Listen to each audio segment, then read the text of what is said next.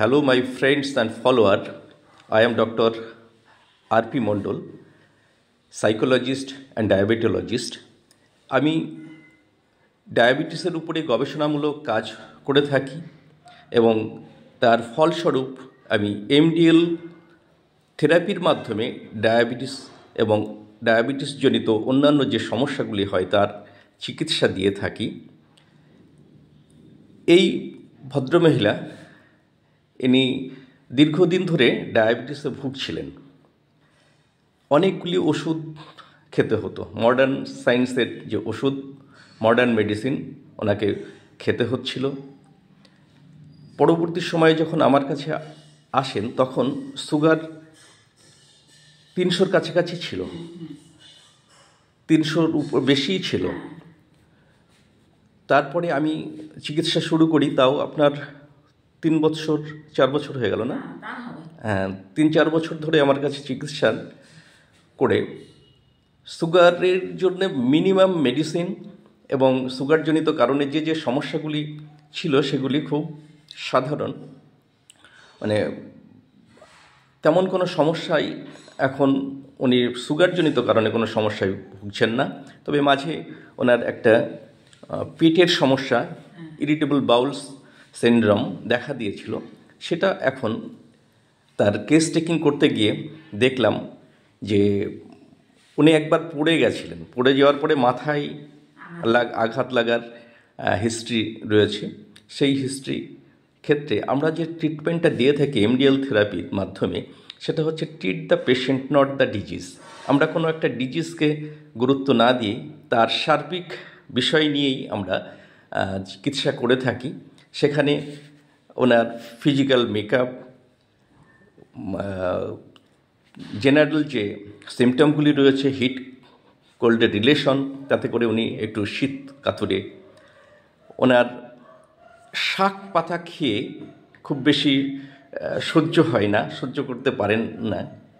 খাওয়ার পরে একটু মাঝে মাঝে কখনো দেখা যাচ্ছে যে স্টুলটা হার্ড হচ্ছে, আবার কখনো ডায়রিয়ার মতো একাধিকবার যেতে হচ্ছে।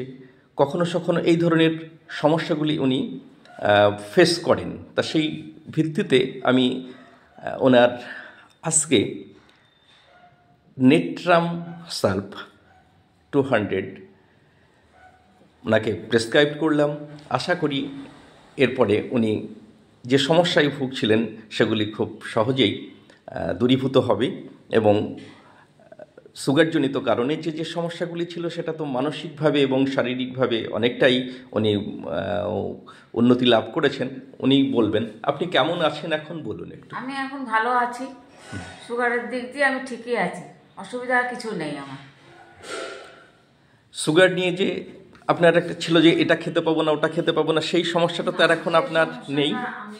না, সেটা আমি করি না, সব রকমই আমি খাই, কোনো অসুবিধা হয় না আমার। এই এমডিএল থেরাপির মাধ্যমে খুব মিনিমাম মেডিসিন, যাতে করে মেডিসিনের যে সাইড এফেক্ট সেসবগুলি বিশেষ এখানে থাকে না। সুতরাং একটা মানুষকে সুস্থভাবে সারিয়ে তোলা হচ্ছে এমডিএল থেরাপির প্রধান লক্ষ্য এবং এই থেরাপির মাধ্যমে চিকিৎসা মানে অন্যান্য থেরাপির তুলনায় আমি বলবো এটা অদ্বিতীয় এক থেরাপি, যেখানে মানুষের জীবনযাত্রার প্রণালী, মেডিসিন খুব সামান্য, যেটুকু না হলে না সেইটুকুই খাবে। খাবারের উপরে যে খাবারের যে গুণাগুণ রয়েছে, গুণাগুণের ভিত্তিতে খাবার গ্রহণ করবেন এবং তার সঙ্গে লাইফস্টাইল মডিফিকেশন। আজকে বর্তমান যুগের এই যে ডায়াবেটিস এত কেন বাড়ছে, ডায়াবেটিস বাড়ার পিছনে যে কারণগুলি রয়েছে সেই কারণগুলি মানসিক বা স্ট্রেস, মেন্টাল স্ট্রেস এখন মানুষের খুব ভীষণভাবে দেখা দিচ্ছে। সেই জায়গাটার থেকে মানুষকে বার করে আনতে হবে। স্ট্রেসের মধ্যে থাকলে মানসিক যে দুশ্চিন্তা সেটা বাড়বে এবং তার লাইফস্টাইল মডিফিকেশনের ক্ষেত্রে আমাদের সিডেন্টারি লাইফস্টাইল ডায়াবেটিসের একটা বড় কারণ। তাছাড়া আমরা দেখে থাকি যে বর্তমান যে খাবারের মধ্যে যে ফাস্ট ফুড, জাঙ্ক ফুড, এসবগুলিও মানুষকে ভীষণভাবে বিপদগামী করছে। আমাদের খেতে ভালো লাগে ঠিকই, কিন্তু তার ফলস্বরূপ বিভিন্ন ধরনের সমস্যার সম্মুখীন হতে হয়। সেই জায়গাগুলিকে আমরা যদি একটু লক্ষ্য করতে পারি, বুঝে খেতে পারি, আমাদের খাদ্যের যে গুণাগুণ, আমরা carbohydrate, fat, protein, vitamin, minerals এবং ফ্রেশ ওয়াটার, এই 6টি উপাদানের বাইরে কিন্তু আমাদের খাদ্যের কিচ্ছু নেই। তো এই 6টি উপাদানকে আমরা যদি বুঝে খেতে পারি, তাহলে যেটা আমাদের শরীর নিতে পারছে সেটুকু নেবে। আমরা বাঁচার জন্যে খাই, খাওয়ার জন্যে বাঁচি না।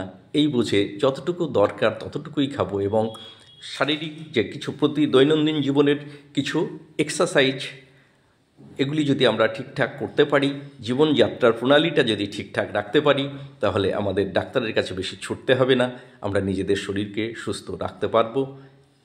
এই বলে এই ভিডিওটি আপনাদের কাছে উপস্থাপন করলাম।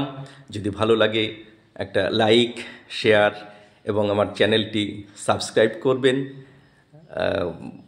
আগামী দিনে আরও ভালো ভিডিও, অর্থাৎ এই সম্পর্কে ডায়াবেটিস এবং অন্যান্য সুস্থ থাকার যে কৌশল, সেগুলিকে আমরা যদি আপনাদের সামনে তুলে ধরতে পারি, সেই প্রচেষ্টা আমি করে যাব। আপনাদের কোনো প্রশ্ন থাকলে কমেন্ট বক্সে প্রশ্ন করবেন, যথাসাধ্য আমি আমার মতো উত্তর দেওয়ার চেষ্টা করব। ধন্যবাদ টিভিটা এই ভিডিও দেখার জন্যে আপনাদেরকে।